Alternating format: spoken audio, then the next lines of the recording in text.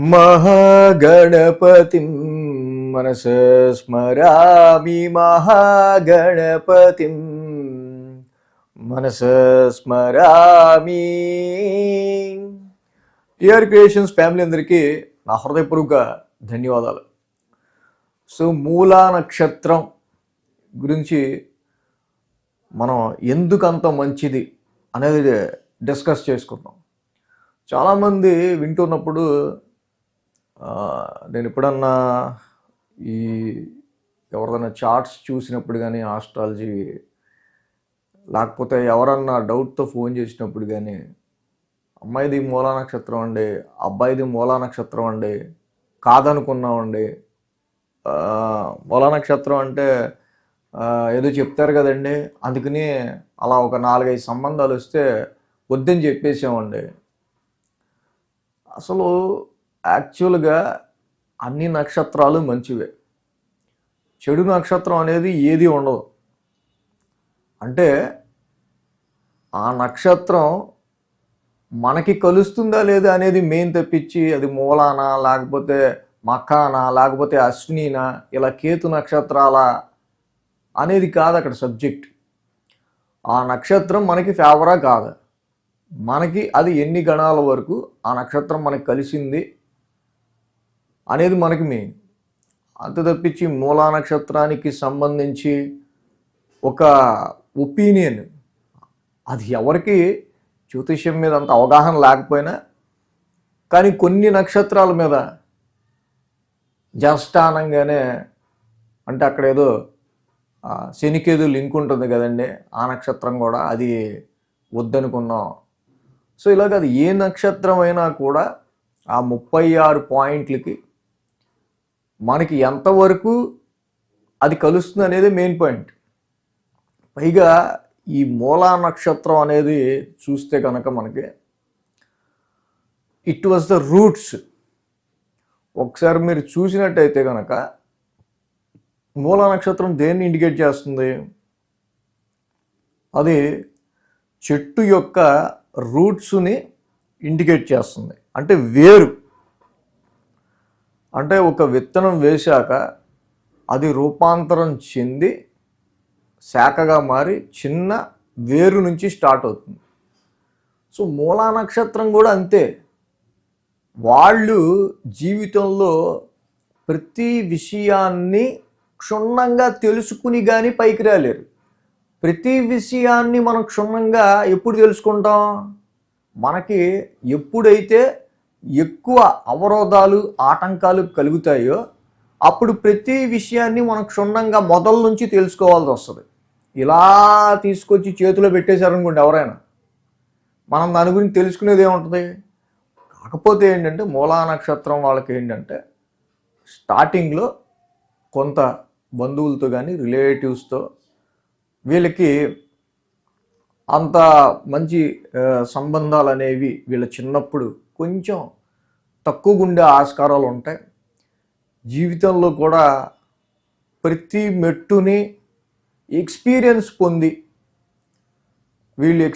పొంది మాత్రమే వీళ్ళు ఆ జ్ఞానాన్ని గెయిన్ చేయాల్సి వస్తుంది. ఇది మంచా చెడా అంటే ఏం చెప్తాం? ఇక్కడ మంచి ఏంటంటే వీళ్ళకి 60 ఏళ్ళ వాళ్ళకి ఉండాల్సిన మెచ్యూరిటీ 30-35 ఏళ్ళకే వచ్చేస్తుంది మూలా నక్షత్రం వాళ్ళకి. ఇనీషియల్ స్టేజ్లో చిన్నప్పటి నుంచి ప్రతి విషయాన్ని తెలుసుకుంటూ మూలాల నుంచి అంటే వీళ్ళకి కలిగే అవరోధాలు ఆటంకాలని, ఎందుకంటే ఇక్కడ కేతు ఇస్ కరక అబ్స్టెకిల్, విఘ్నాలు కలిగించేవాడు. అందుకే కేతువుకి అక్కడ మన అధిదేవత వినాయకుడిగా చెప్పుకుంటాం.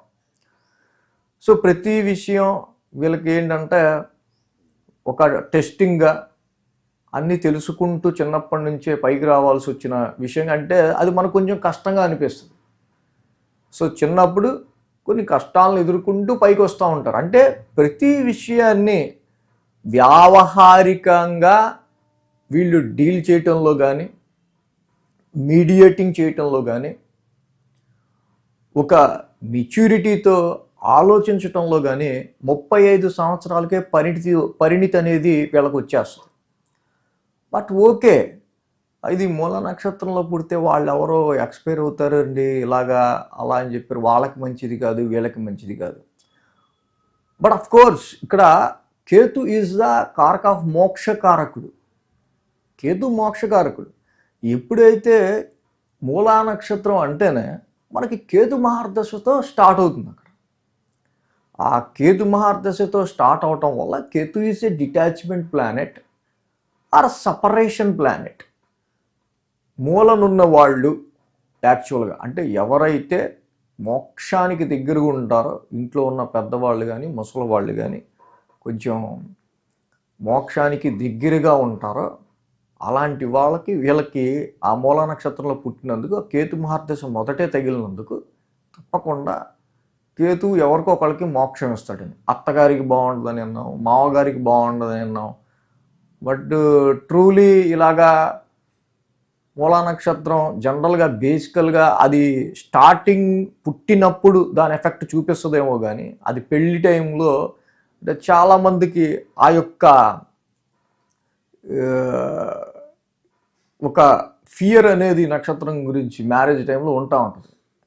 అది మూలా నక్షత్రం వాళ్ళ బై బర్త్ పుట్టినప్పుడు ఆ కేతు మహర్దశ ఏదైతే 7 సంవత్సరాలు నడుస్తుందో, ఒకటో పాదం అయితే 7 సంవత్సరాలు తగులుద్ది, రెండో పాదం అయితే ఒక 4 సంవత్సరాలు తగులుద్ది, మూడో పాదం 4గో పాదం అయితే ఒక సంవత్సరం లేకపోతే ఒక 3 నెలల్లో 5 నెలల్లో తగలచ్చు.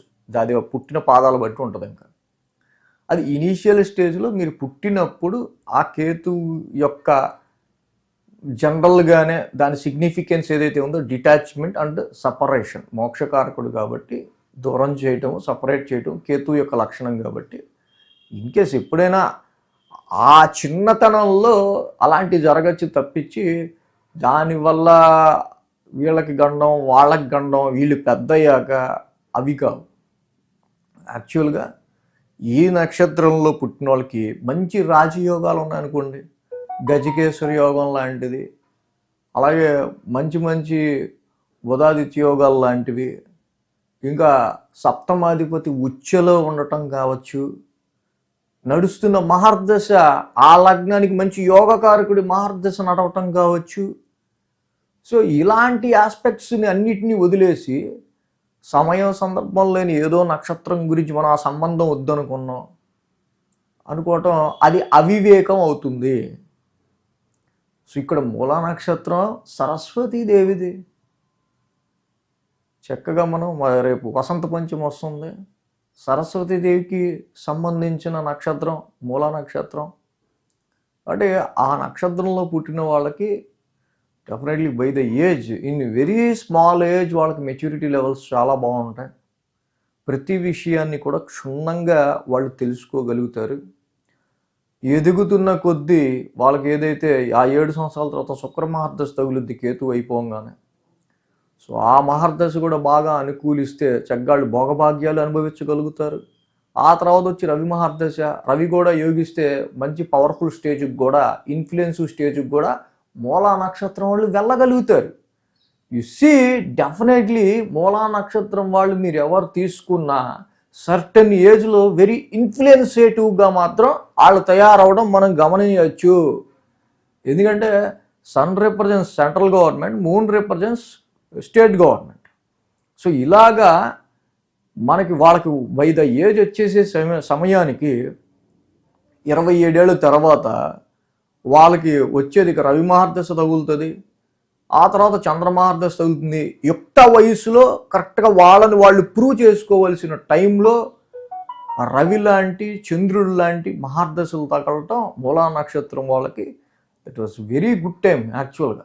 ఎందుకంటే వెరీ ఇన్ఫ్లుయెన్సేటివ్గా ఉంటారు. అంటే మూలా నక్షత్రాన్ని ఇక నుంచి మీ మైండ్లో ఎవరికైనా ఎలాంటి ఫియర్లు ఉంటే తీసి పక్కన పెట్టేసేయండి. అన్ని నక్షత్రాలు మంచివే, ఆ నక్షత్రం మనకేమవుతుంది అనేది మెయిన్. ఇదే మూలా నక్షత్రం చాలా నక్షత్రాలకి 36కి 25 పాయింట్లు కలవచ్చు, 36కి 36 కలవచ్చు, 22 కలవచ్చు, 28 కలవచ్చు, 30 కలవచ్చు, 32 కలవచ్చు. సో కాబట్టి ఇక్కడ మెయిన్గా చార్ట్లో వాళ్ళకున్న యోగాలు, సప్తమాధిపతి మ్యారిటల్ హౌస్ ఎలా ఉంది, శుక్రుడు ఎలా ఉన్నాడు, మాంగళ్య స్థానం ఎలా ఉంది, ఇవన్నీ బాగున్నాయి, ఒక్క మూలా నక్షత్రం రిజెక్ట్ చేస్తే ఏం ఉపయోగం? ఇది ఏంటంటే ఇంటి వైద్యంలా ఉంటుంది. కాబట్టి మూలా నక్షత్రం definitely it is a very deep sign. ఒక చెట్టుకున్న వేరు, దాని మొదలు ఏదైతే ఉంటుందో ఆ కింద రూట్స్ నుంచి వాళ్ళు ప్రతిదీ కూడా అర్థం చేసుకుంటూ పైకి వస్తారు. అందుకే మూలా నక్షత్రం సింబల్ ఏంటంటే రూట్ ఆఫ్ ఎ ట్రీ. చెట్టుకున్న వేరు, కింద వేరు. అసలు వేరుని అవడం చూడగలుగుతాడా? చూడలేడు. అంత డీప్ నాలెడ్జ్ ఇలా ఉంటుంది. సో మూలా నక్షత్రానికి సంబంధించి డెఫినెట్గా ఈ నక్షత్రం అని చెప్పి మనం దాన్ని అసలు ఏ నక్షత్రాన్ని అయినా సరే మనం అలా చూడడానికి వీల్లేదు. డెఫినెట్లీ ఫస్ట్ మనం వాళ్ళ చార్ట్లో ఉన్న యోగాలు, సప్తమాధిపతి ఉచ్చులో ఉన్నాడు, శుక్రుడు కూడా మంచి పొజిషన్లో ఉన్నాడు, మాంగళ్య స్థానం చాలా బలంగా ఉంది. కానీ మూలా నక్షత్రం చెప్పి వద్దన్నాం అంటే ఏం ఉపయోగం? అసలు అదంతా రీజన్ కాదు. మూలా నక్షత్రం అది కేతు నక్షత్రం. అది పుట్టినప్పుడు మాత్రమే వాళ్ళకి అబ్స్టెకిల్ క్రియేట్ చేస్తుంది. బంధువుల యొక్క ప్రేమ అభిమానాలు వాళ్ళకి కొంచెం దూరంగా పెరగటం కావచ్చు, చిన్నప్పుడే విఘ్నాలు ఎక్కువగా, ఆటంకాలు ఎక్కువగా ఉండటం కావచ్చు. ఆటంకాలు ఎక్కువ వస్తే మనం ఏం చేస్తాం? ప్రతిదాన్ని కూడా ఫస్ట్ ఏంటో తెలుసుకుంటూ రావాలి. అంటే కేతు 7 సంవత్సరాల్లోనే వాళ్ళకి అన్ని అబ్స్టెకిల్స్ క్రియేట్ చేసి వాళ్ళ మైండ్ని స్టెప్ బై స్టెప్ పర్ఫెక్ట్ చేసుకుంటూ వస్తాడు. బై ద ఏజ్ 35-36 వచ్చేసరికి నిజంగా ఒక deep knowledge and depth knowledge వాళ్ళకు ఉంటుంది. యు సీ ఎనీ మూలా నక్షత్ర పీపుల్ డెఫినెట్లీ సర్టెన్ ఏజ్ వచ్చేపాటికి వాళ్ళు ఒక మంచి వెల్ నోటెడ్ పొజిషన్లో ఉండటం మాత్రం మీరు గమనించవచ్చు. తీసుకోండి, అవ్వడి చార్ట్ అయినా సరే మూలా నక్షత్రం వాళ్ళని మీకే తెలుస్తుంది. దీని మీద మీరు కూడా రీసెర్చ్ చేయండి. సో సరస్వతీదేవి నక్షత్రంలో పుట్టిన ఆ మూలా నక్షత్రాన్ని ఎవరు కూడా డిగ్రేడ్గా చేసుకోవద్దు. So thanks for watching TR creations. ధన్యవాదాలు.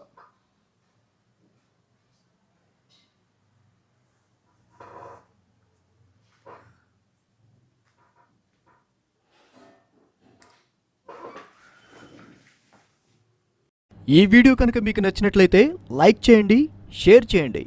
మరిన్ని అప్డేట్స్ కోసం సబ్స్క్రైబ్ చేయడం మాత్రం మర్చిపోకండి.